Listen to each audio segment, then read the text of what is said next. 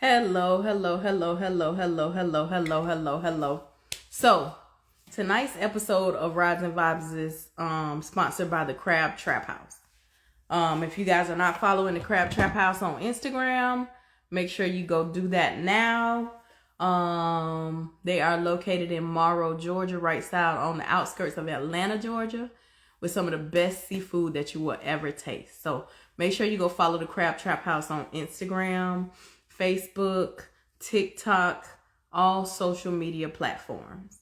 Now, tonight's guest is Engraved by Austin. If you guys are not following Engraved by Austin on Instagram, make sure y'all go follow him because let me just tell y'all, he has some of the dopest work that you will ever see in the way of engraving. I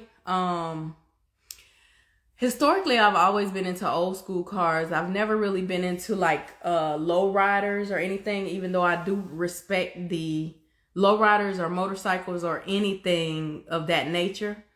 But I respect the art of a lot of the other um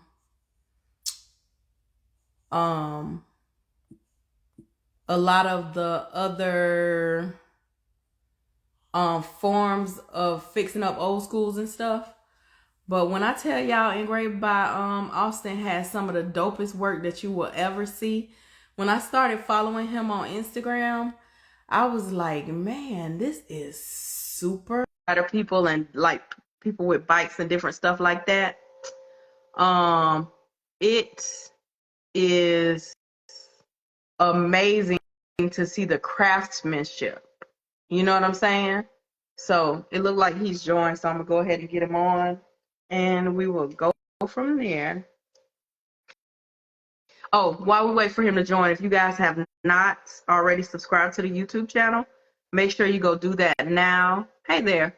Make sure you go do that now by clicking the link in my bio, and you can subscribe to the YouTube channel.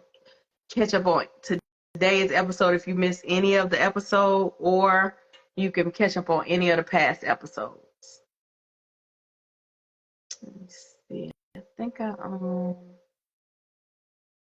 did send him a. Let's see. I'm gonna hit accept again. It didn't say you were unable to join, so let me see what happened. So it just said you were unable to join. Let's see what happens this time. I may have to go out and come back in.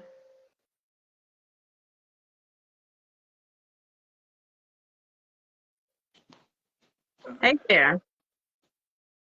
How's it going? I'm going well. How are you? Just passing time till the baby shows up.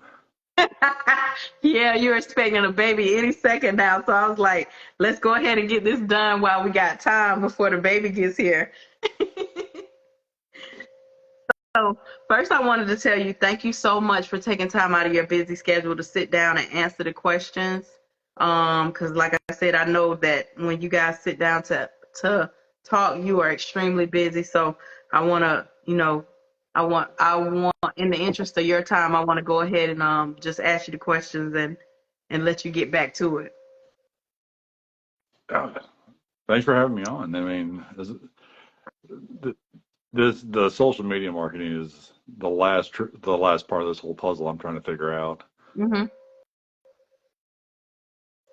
So what I'll do is I'll start off with one of my questions and then I'll get right into the fans' questions. Okay. All right. All right. So tell me how you got started being into cars and bikes and then eventually doing what you do now.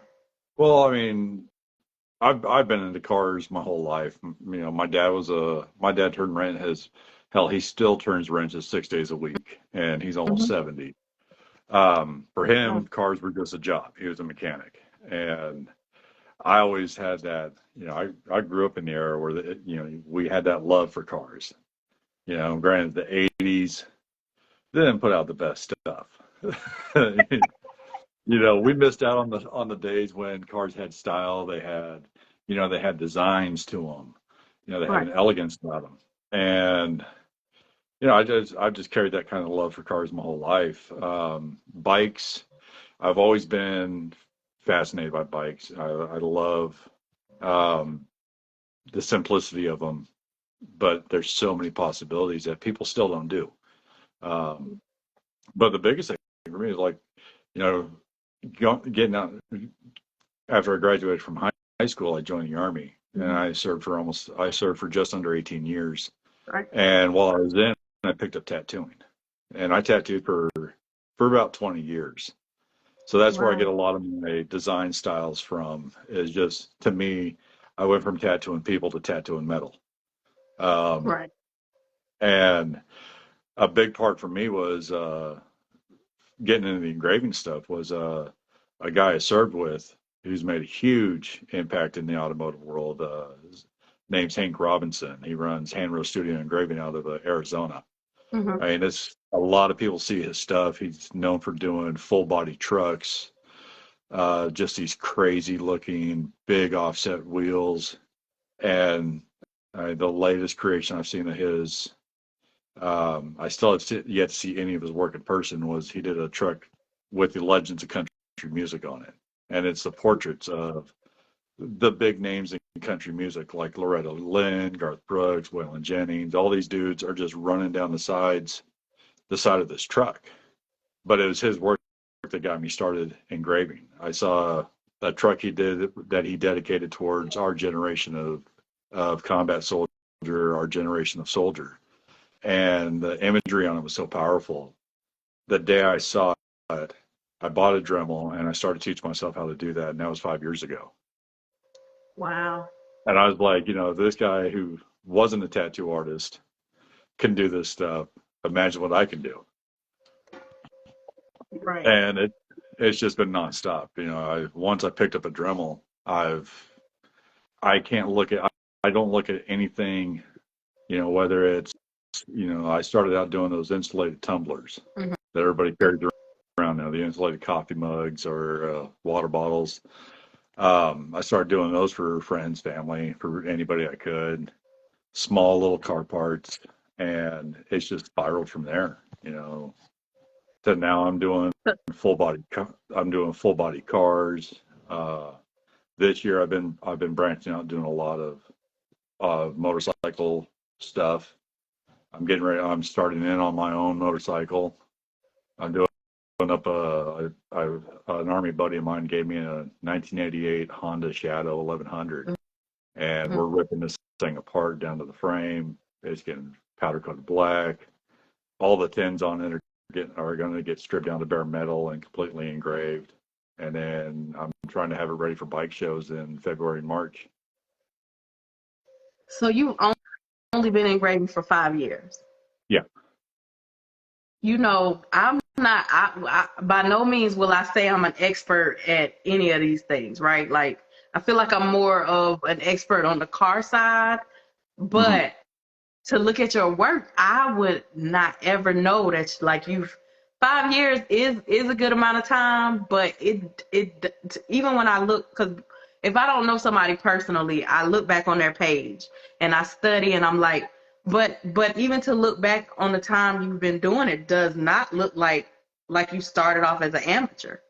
Yeah. Well, it's I I attribute a lot of that to tattooing for so many Right. years. I've been a working artist for almost my entire adult life, and a lot of the design aspects, a lot of the I I I I do my engraving with a Dremel, and I run my Dremel just like I did with a tattoo machine. I hold it the same way. I um, I balance my hands the exact same way I did when I engraved. I even wipe everything down just like I did when I tattooed. So there's so many aspects of tattooing that transferred over and just made this an easy transition for me to pick up. Right. And but when probably the first, I'd say the first 3 years of doing this, I was engraving anywhere from 10 to 12 hours a day, 7 days a week. Dang. I always have to be working on something. Either I'm drawing or I'm engraving or I'm like like with someone, one of my really good customers, they send me just some random ideas, and he'll send me just a real quick stick figure sketch. Like, this is what I'm thinking about. And one, when I'm doing projects, I don't start drawing anything until most of the time I don't draw anything on paper until I actually have the project right in front of me. And then most of the stuff I do is drawing right onto the material. Right. And What has it's, been the biggest job you've ever had to engrave? um, oh God. Last year I did a, uh, a local lowrider guy's, 2008 Lincoln Town Car, and we engraved the entire body on this thing. The roof, the hood, the trunk lid. The engraving work went down both sides of the car. Um, I wish he would have followed through with his part of it, because the guy got the deal of a lifetime on the work. Um, and that's the hard part about being a working artist is you do a lot of work for dirt cheap or free just to get the work out there. Right. But yeah, on that guy's car, it was about 6 weeks worth of work, and it was 6 days a week, 10-hour days outside underneath a canopy doing this guy's car.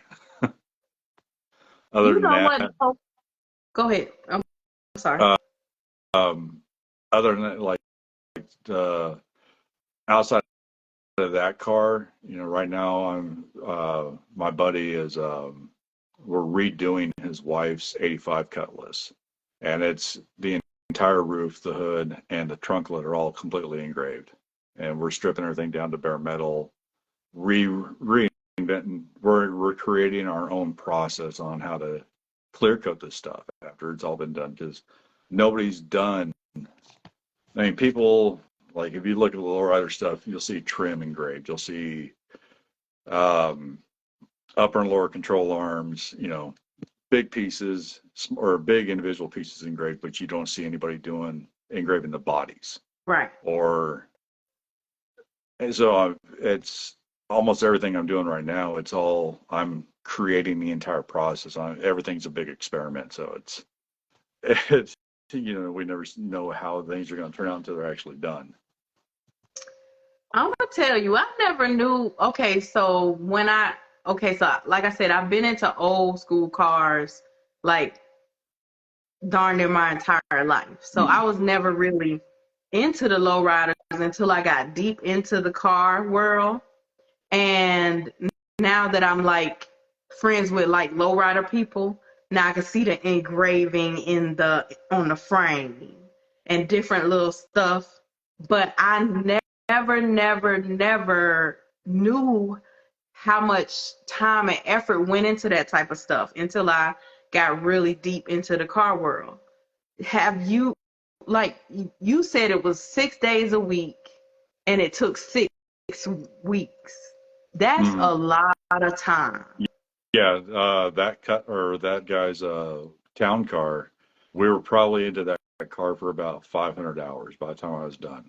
Wow. And it was fun because for that car, it was the first time I did, really push that limit of doing the lowrider panel paint job. I wanted to give it a new spin, so we paneled out the whole car, and it was just the design that we threw on there was just something I drew on with Sharpies, and but that's how I would do it when I tattooed. I would drew almost everything on the skin. Mm-hmm. Because anybody can draw or trace something out on paper, but once you apply it to the skin, your body contours will distort the image. Circles now become ovals, and so I find it's easier for me to actually just design on what I'm working on. When was it that you felt like, okay, now I got this? So I know probably initially when you first started, you was like, oh man, I don't know. Or were you that way? Were you like, I'm I still don't that know way. if this is I'm still that way. Honestly, I'm nervous about every single piece that I do until I make that first cut. Because once you make that first cut, it's whether it's good or bad, you're stuck. It's like running that first line for a tattoo. Right. There's no going back once you start. So I mean, it's you go through it and you keep your fingers crossed and be surprised when it's done. Like the first big car project I did was my engines instructor at the local college here. He's got a 66 Chevy, gorgeous truck. And he brought me, this thing's got a 400 small block, aluminum valve covers, aluminum radiator. I mean, he built this thing back in the early 90s. But was it a 620 or 680 Whelen supercharger on this thing. I mean, this thing just whines as he's sitting there. Mm-hmm. And he handed me the air scoop for this thing, which was the first thing I ever did. And at this point, I was using the wrong bits. I had my design ideas in my head, getting them on the actual piece. I had to do everything in stages. So we started out with, he wanted to say a bug catcher on it. So, all right, cool. You want lettering on this? No problem. Let's do it. I can do lettering blindfolded just from too many years of tattooing. Some things you just can't get away from. And that spiraled, once we got done with that, he was so impressed. He's like, all right, look, I'm going to pull my motor. I want you to dress out the entire thing. So we did the valve covers, the supercharger. He actually pulled the supercharger off. And I was so worried about this thing. I mean, you're talking a 80 to 100-pound piece of metal. Right. Everything in there is precision engineered. So you get metal shavings in the wrong place. Now the supercharger is just a boat anchor. But we did the valve covers, we did the radiator top, we did all the pulleys, the supercharger, the air scoop, and then he went and had because on that model truck you've got trim that runs from the nose all the way down the side to the tailgate, and it was a straight bed. It wasn't a step side, and it was a long bed. So he had custom cut strips of aluminum, of a mirror finish aluminum, cut to fit this thing, to fit inside the factory trim. So everything looked factory. We spent I was into this guy's project or his truck for about 1,100 hours, and 6 months worth of work, all for free, all just to get that got me my first booth at a car show at up here, one of the first major car shows of the year. Mm-hmm. But that year, is crazy because that car show, that was 2019. We had Horny Mike as the special guest for the car show. The promoter of the show is a great guy. I go out of my way to help him out with any of his car shows he does, and he always has a spot for me at his. But yeah, I got to meet Horny Mike, and that guy's a trip. COVID shut down the next one, but the following year he brought up Ian Roussel out of a full custom garage, and then last year he brought up who was Gene Winfield. Mm-hmm. And that's been the craziest part for me, is like, here's icons in the industry, and like Gene Winfield, we talked for about a half hour just from him walking around this truck and checking it all out. I would love to forget as much as this guy has forgotten, or at least learn how much this guy has forgotten in the automotive world. His knowledge is insane.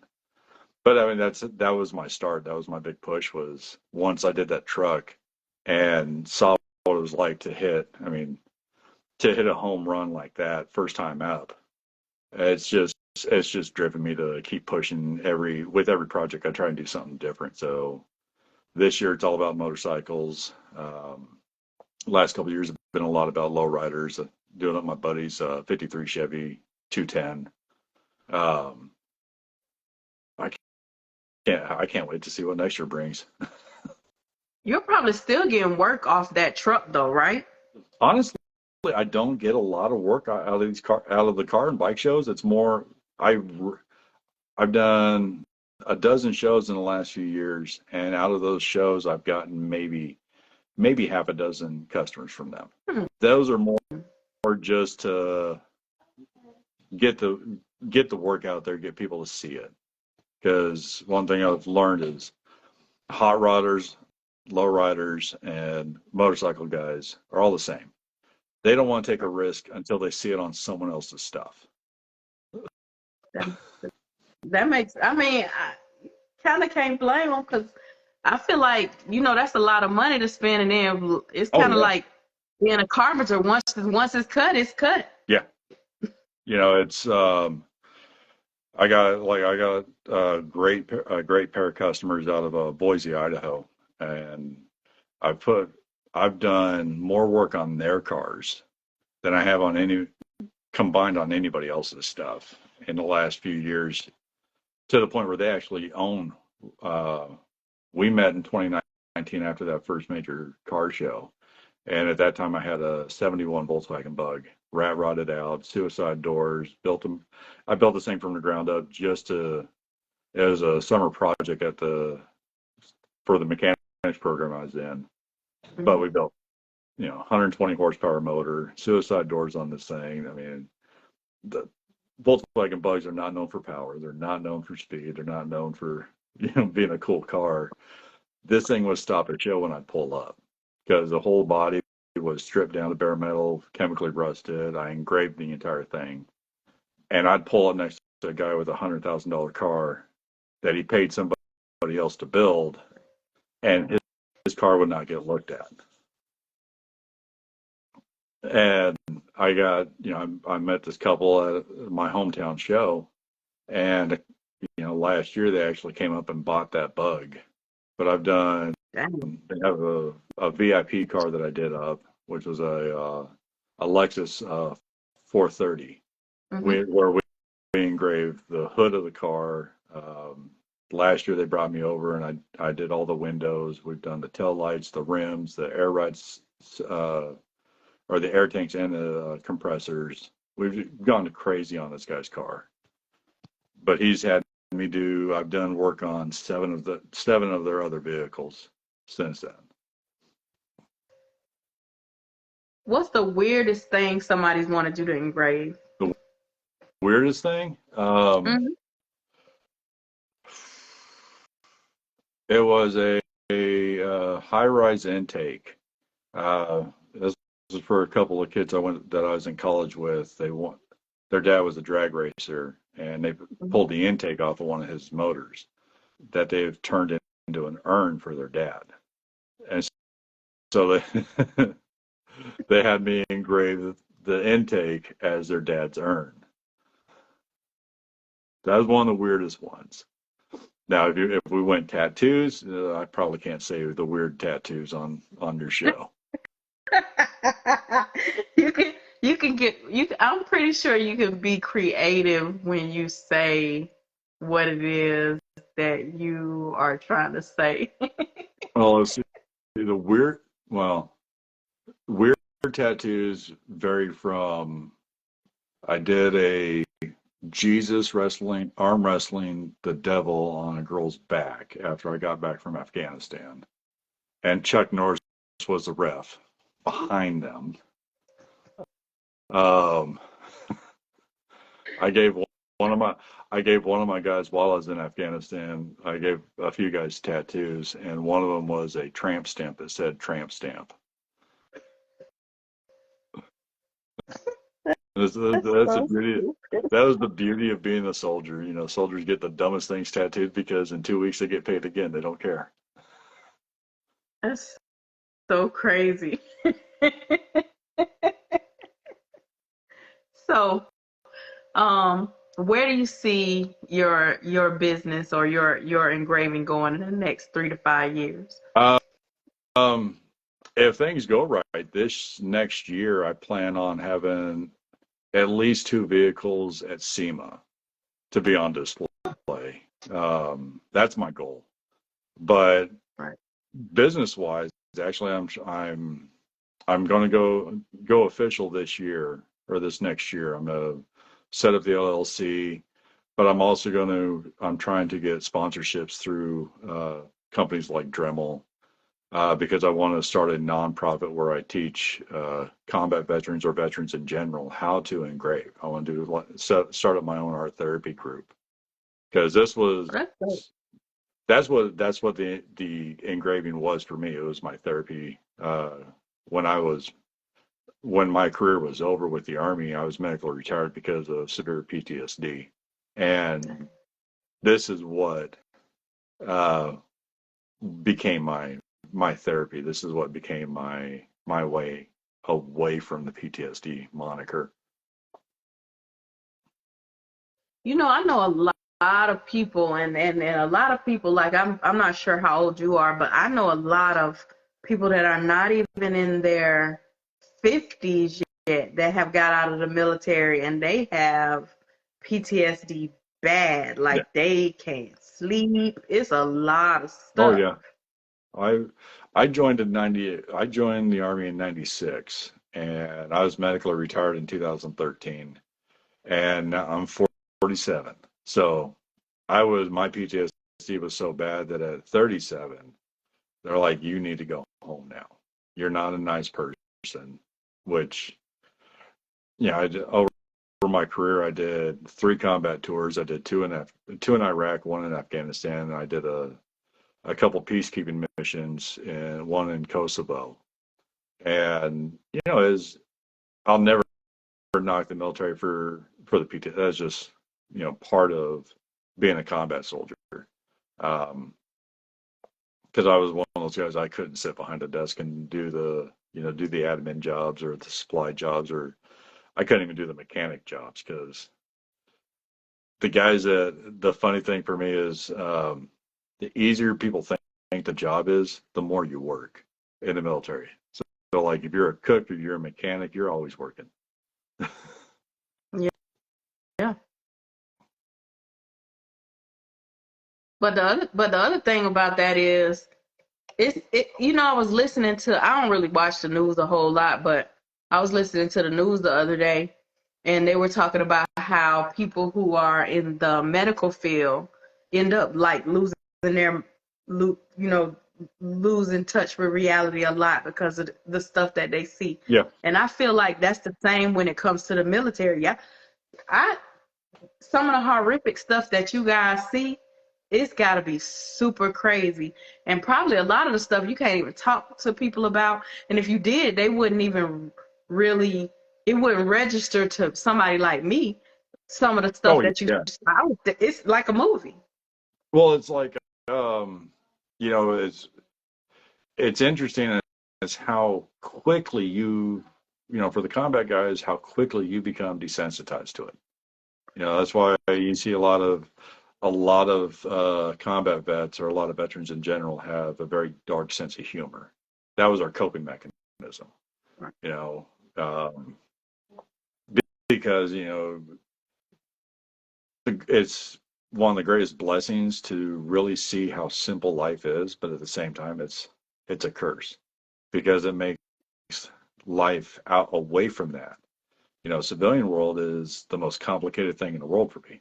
Being in combat, that's the easiest thing in the world, because it's either you're gonna go out and do your mission, make it back, or you're not.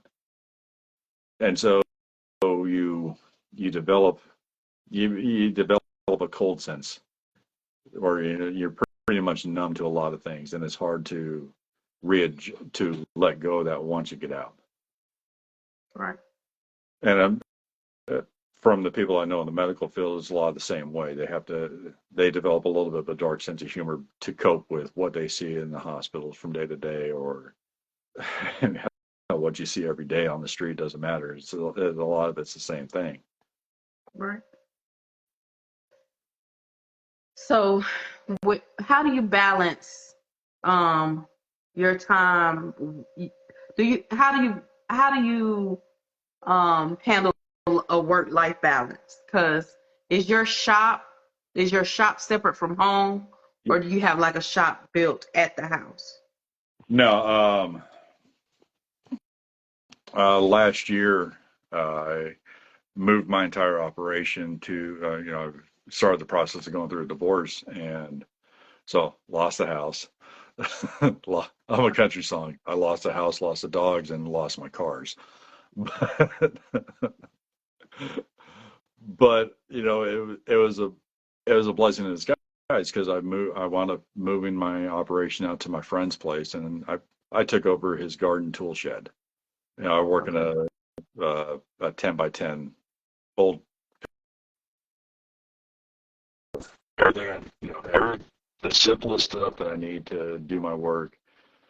I mean, most of my work, it's when when people see I what I what I bring, I would love to actually be able to show people the tools I use. I engrave with a Dremel, which anybody can go pick up at Lowe's, Home Depot, any hardware store for $100 or $150. Hmm. Um, like with the bike parts, people are seeing very polished, almost a mirror finish on some of these parts. I do all that with an angle grinder and sanding wheels. Um, Dang. it's but that's the challenge for me. So moving everything out to my buddy's place, now I actually have to leave. I have to take care of my responsibilities in the morning, go out to work, and I probably work anywhere from 8 to 10 hours a day still. I don't do 6 days a week anymore. Now, if I'm working on the weekend, it's because I'm going to a car show or I'm going to a bike show to have a display, which that's the only time it actually feels like work. Other than that, I go out to my buddy's place. I go out to his shack and I jam out all day and engrave. I get to have fun for work. So do you think that forced you to have a work-life balance? Because if you were working from the house, because that's the thing, like when people work from home, I don't feel like it's a whole lot of work-life balance because you're It was working in work. the same space you're living. Yeah, for me, it was working out of my home was just that. It was work. I Yeah. There was no life. There was no life outside of work for me, because it's too easy. Okay, well, I'm bored, so I don't know what to do. I'm gonna go in my studio. I'm gonna go into this room that I've converted into my studio, and I'm gonna go work for a few hours. And the next thing I know, 10 hours later, I'm still working. Now Right. I have to now. All right, it's coming up on 4 or 5 o'clock in the afternoon. Okay, it's time to go home. Uh, I'll get to work at anywhere from 8 to 10 o'clock in the morning, and I'll work all day, and then come home. And the only thing I will allow myself to do at home is draw.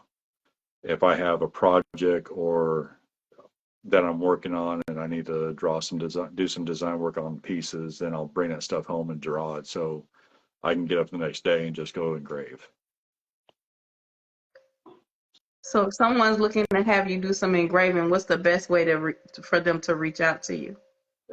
People can reach out to me on Instagram through Engraved by Austin, or they can look me up on my Facebook page, which is Austin Wagoner. Except when I made the page after I started my divorce process, and I fat fingered spelling my name, so my first name is misspelled. And you gotta love Facebook; you can't change it. So Oh, now but you can start a business page on Facebook. I'm going to this year, but this page I have on Facebook, that's pretty much all I use it for anymore. Is I've gone away from posting really almost anything personal up until a few months ago. Um, but I still don't post like I used to. But almost you go on my Facebook page and it's just endless amounts I do live videos every day that I'm working of me actually working, so people can see see the process. And it blows me away how many people will sit there and watch a video for 3 4 hours of me engraving, and all you hear is the Dremel, and you hear the loud squeal, or you hear the sound ramp up when I'm actually cutting. I don't hear it. I've got earbuds in and I'm jamming out to 80s and 90s music. You know why though? Because it's interesting. Well, first of all, people just nosy. That's the Oh, first thing. oh yeah. But it's also interesting to watch people do stuff that probably kind of like you wish you could do. Because Hmm. I know if now that you told me you're a Facebook, I don't really get on Facebook a lot, but I'm gonna go on there and sit and watch you engrave because I wish I could do it. Yeah, and I honestly, I started doing these live videos just so people, just to do them, just to see. Well, I was just curious, who's actually going to sit here and watch me work on this portrait piece like I do, and it's been neat for me because I do so. The Dremel allows me to be so diverse as an artist. I've got, um, like I do everything from glass or windows on cars, tail lights. I do portrait pieces for a project I've been working on for since I started engraving. Was I do memorial pieces for fallen soldiers or veterans, and these are just sheets of aluminum that I engrave the person's portrait in, and it's all done like a tattoo, so it's all individually dotted in. But these pieces could take anywhere from 40 hours to, I have one piece that won a national award that took 500 hours. And it's 500 hours of dot, dot, dot, dot, dot, dot, dot with a Dremel. So you are an award-winning engraver. I'm hoping to, well, I still have a hard time calling myself an engraver. If you go, even though it's what I do, Hmm? in the engraving world, you have, traditional style engraving where it's a pneumatic or hammer and chisel style. Those guys are the I'm probably going to catch hell for it. Those guys are the prima donnas. They look down on you if you're not using the same equipment that they do, or if you don't use the same techniques that they do. Granted, they can create. I mean, the work they can do is amazing. The details they can create is far, far more than what I can do with a Dremel. Um, but they don't create on the scale I do. And I get into fights. I get into Facebook fights all the time with these guys because I'll post all my work on their pages, and they're like, "Oh, I'm 5 years of doing this. I'm still called a scratcher at it." I have one guy who's like, you're not an engraver, you're a scratcher because you don't use a rotary tool. Well, okay, cool. How many national awards have you won? How That's a good flex. how many art? How many different forms of art have you mastered? If you say one, then okay, there you go. I've been a professional artist for almost coming up on 25 years, and it's not all been with engraving. So let's have fun. You want to talk smack? But let's go. The Army taught me well how to talk it back. So what would you call yourself since you're saying you're not still not considered a professional engraver? I just tell people I'm an artist. It's I have I when I tattooed, I didn't like locking myself down to one style. I was that guy. I was the walk-in specialist. At the shops, you came in with a crazy idea, and we drew it on you right then and there.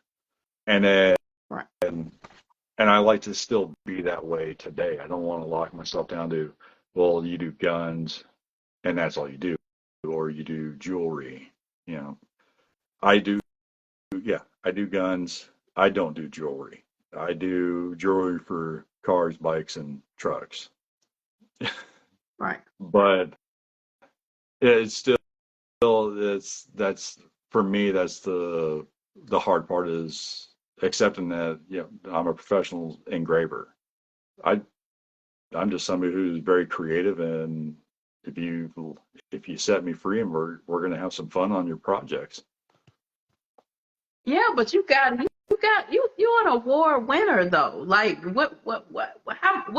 what else could you do to consider yourself a professional engraver? Because I would think it's like being an actor, right? If you win what is it? What's the thing that Oscar, right? Yeah, So if you win an Oscar, if you are an actor, then kind of that's like the thing. So if you win an award, the type of award you won as an engraver, then that's kind of like the thing, right? So why aren't you don't you consider yourself a professional engraver? that's I have I've always had a hard time calling. It I took me think forever just to call myself that's an probably the artist humbleness, though. because That's probably the humbleness, though, because you seem like a real humble guy. to an extent I'm very humble. I saw a way. That was one thing that I always strived not to be as a tattooer was you look at tattoo artists around the country, a lot of them, the ego can't even fit in the building. Right. But they've forgotten that you're only as good as your customers allow you to be. Yeah. And I still feel the same way. It's like I've got one piece. I'm hoping in January we find out. I entered. The first award I won. It was a portrait piece I did that depicted. I called it the life cycle of a combat soldier, and in it you have you see a depiction of a battlefield scene, a medevac scene, a memorial, and then the folded flag that is handed to the families. And it was the first piece of artwork I ever actually did for myself for no reason than just to do it. And I only entered it into this competition because the person that was supposed to buy the piece ghosted me. You know, I had it all boxed up. I had the shipping ready to go. Told him he already knew the price, and when it came time to pay, blocked me on social media, blocked my phone number. And a buddy of mine, and the guy that got me going doing this stuff, he's like, "Hey, why don't you check out the VA? They have an art show." And I put it in the VA's art show, and 2 weeks before the actual show, and they were blown away. I mean, they told me flat out, "This is winning, and this is going to the national show." Mm-hmm. And 2 months later, I get the notification that it won the national show, but that was great timing. It was the year COVID hit, so here I am sitting in northeastern Washington, freezing my butt off in December. The national show is in Florida, and if you're a winner, the VA will actually pay for you to go to the show to be there with your piece. And it became a virtual show. So no trip to Florida, no sunshine and sandy beaches. I'm stuck in 2 feet of snow. But this year I've got another piece entered into that show, and it's the second time this is the only other time I've entered into a competition, and we're in January we'll find out if it wins or not. And if it does, this year's or next year's national show will be in Denver. The cold. It's Denver. The football team sucks. The rest of the town's not that much better.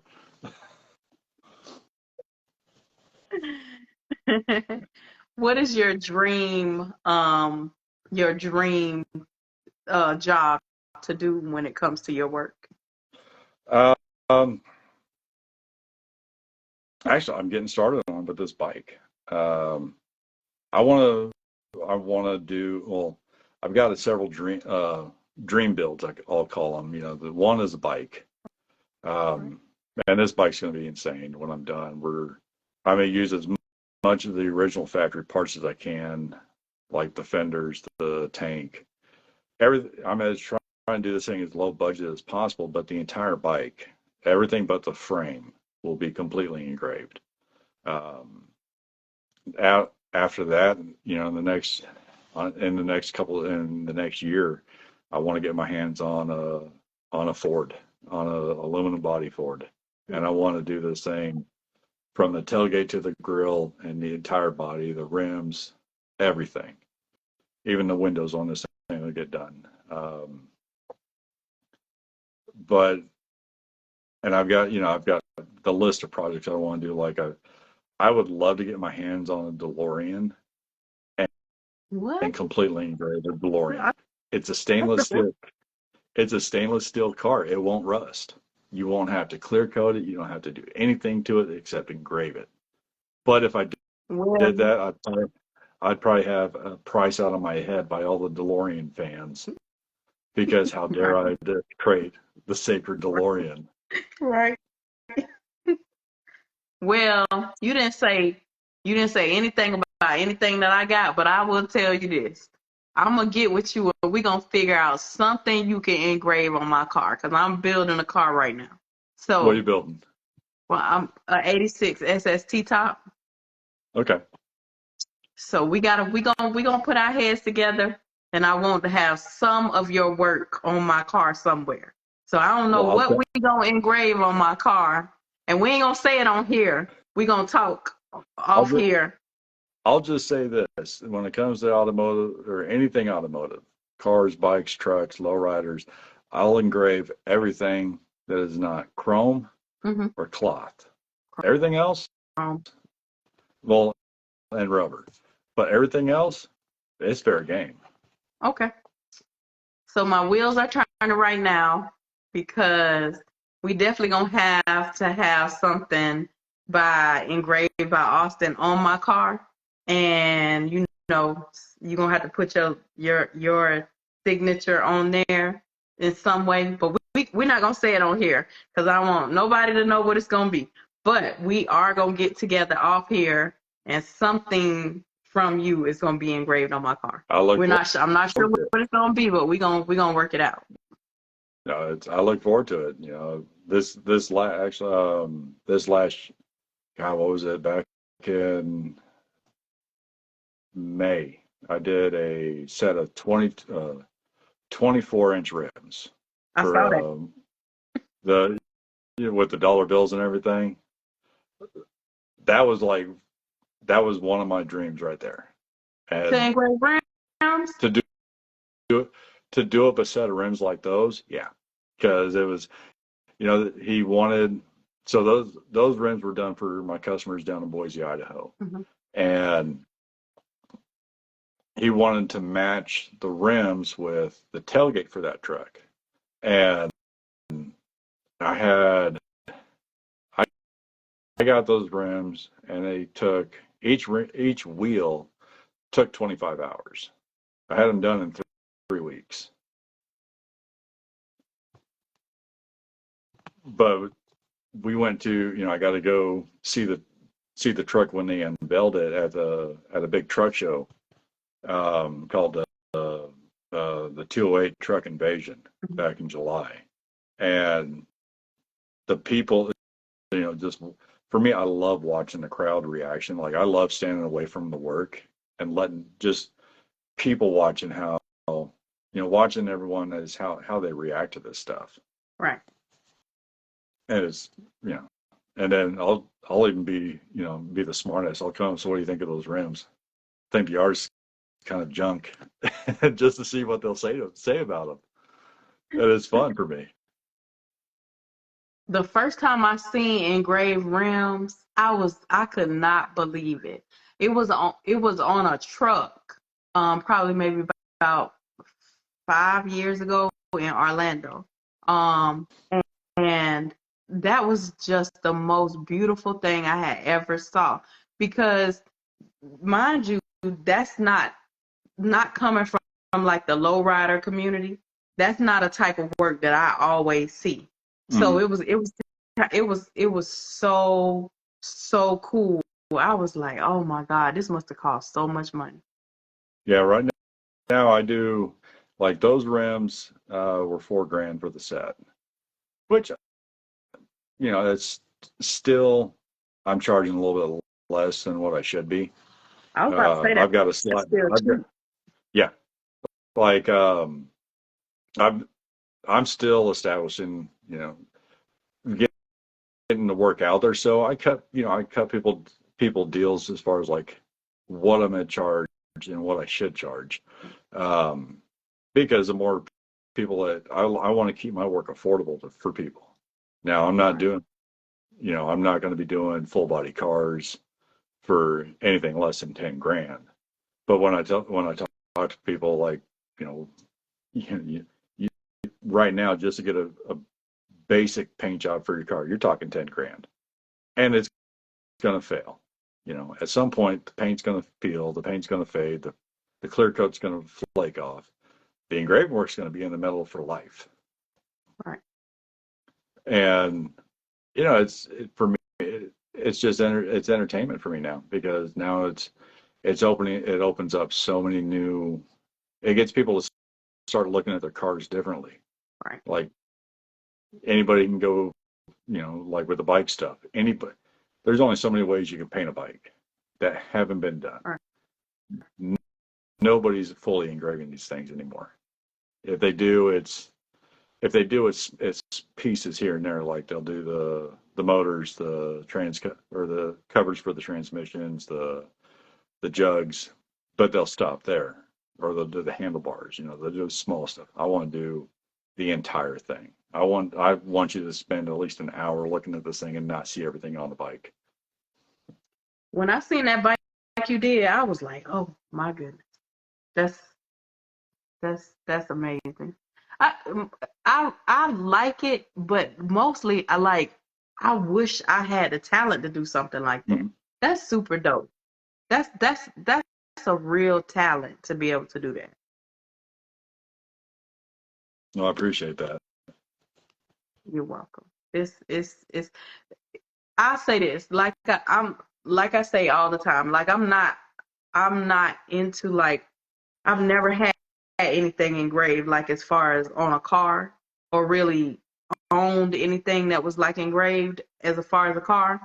But you have to respect the art and the craftsmanship that it takes to be able to do that, and the time, and just like the blood, sweat, and tears that it takes to do that.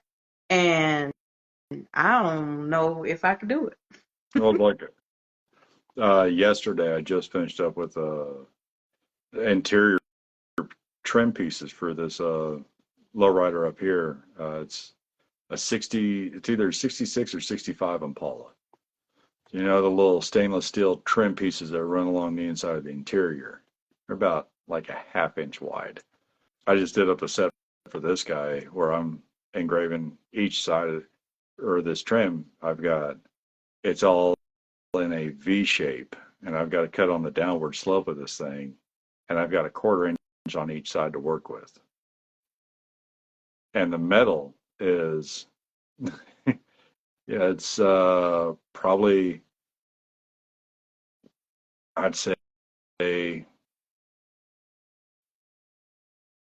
1/64 of an inch thick. So it's super thin, but it's stuff that people are afraid of doing. So Let's you're have not fun. afraid of doing stuff like that. No, because I tell people flat out, I I let everybody know that when I'm doing their pieces, everything I'm doing, I've got the basics down pat. When you're talking about doing window trim or any of the trim on older cars, this stuff is extremely thin. If it's been polished a couple times, it just gets thinner. So there is a chance that this can happen. So you got to be prepared for that. You got to go into this stuff knowing, okay, there's a chance that this piece of trim might have a hole in it because, just cut a little bit too deep.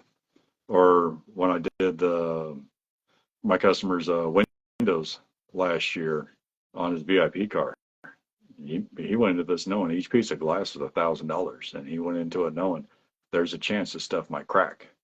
And sadly, because of one little me trying to save some of the trim, I actually backed one of the windows down out of the track, just enough to avoid hitting the trim, but it allowed enough flex in the window for that vibration to crack it right down the center. Dang. And it's a piece of glass that you can only get from Japan. So you're $1,000 into the glass, plus whatever shipping's going to be, plus whatever it's going to cost for me to come down to drive down to you and redo the work. Well, hey, it So is what it is on that. it's definitely not for the faint of heart. Right. I, I can say those are all my questions. I don't have any. I'm done being nosy. So, is there anything else you want to say before we get out of here? No, no, I appreciate, you invite me to come on your show. Yes, You know, sir. it's, but I look forward to talking to you later on about what we're going to do to your car. Oh yeah, we are. Listen, I'm gonna send you my phone number when we get off here, and we're gonna talk tomorrow. We're gonna figure out what are you gonna engrave, because we gotta have some engraved by Austin on my Monte Carlo. So and then the other thing is, where's the next place that they can catch you to see your work on display? Um, right now, I'm not doing any displays until February is going to be the earliest display I'm going to do. I'm trying to have this bike ready and have a full display set up at the Salem, Oregon bike show Okay. in February. After that, I have 2 shows here in Spokane, Washington, the bike show in March, and then the Speed and Custom show in April. And then I'm this next year, I'm not trying to do any local shows after that. I'm trying to go to, take my pieces. We've got one car we're working on right now for the Portland Super Show next year, along with Seattle. Definitely going to try and put some miles on my vehicles to get out of the area and compete with the big boys in the game. And then SEMA next year, right? I'm hoping. I'm keeping my We're gonna fingers. speak it into existence. SEMA next year, right? I'm shooting for SEMA. We're what's gonna there will I know for a fact there will only be one other person at SEMA that does what I do, and that's the guy that got me started doing this. And Listen, if my customers are good, are smart, we're not trying to talk shit about them. I plan on blowing my buddy out the water with what I bring. okay. And then I'm gonna be able to say, I got your work on my car by then. Exactly. 'Cause, you know what I'm saying? I'm gonna be able to say You got the you got me famous, before it blew up. right. So that means I'm gonna be always grandfathered in, right? So that means when you get like big, I don't have to go through no line, no wait for me, right? I can just call you because like I'm your day one customer. Well, there'll still be you'll still have to wait in line, but yeah, you'll be on the priority list. All right, I appreciate it. So everybody, that was Engraved by Austin. Tell them where you're located and again how they can contact you if they want engraving done. Yeah, you can find me on Facebook at Austin Wagoner, and that's AUS on the page. It's AUSITN. Last name's Wagoner, WAGGONER, or you can find me on Instagram at Engraved by Austin. Okay. And where are you located? I'm based out of Spokane, Washington. All right. Up there where it's freezing. And it's not freezing yet. Well, what's not freezing for you? Oh, I'll never be freezing unless I ever have to see Afghanistan temperatures again. That was hands down the coldest place I've ever been in my life. And we saw temperatures reach as low as 60 below. Okay. Yeah, nah, I ain't doing that. So I'm a Florida girl. So as long as it's above zero, I'm not freezing. yeah, you got thick blood. I got thin blood. I can't do that. Oh, this should Anyway. be this stuff up here should be murder for me. I spent way too many years in the South being with the Army. I spent too many years in Texas.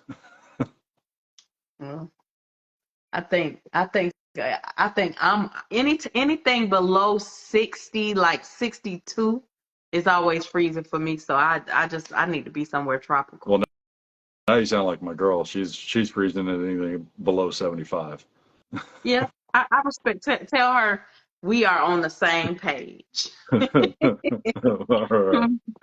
But again, thank you so much for sitting down with me to answer the questions today. I really appreciate it, and I'm looking forward to us working on getting some engraving done on my car. Yeah, looking forward to hearing from you. All right. Thank you so much. You have All a right. good night. I appreciate you. You too. Bye-bye. Bye.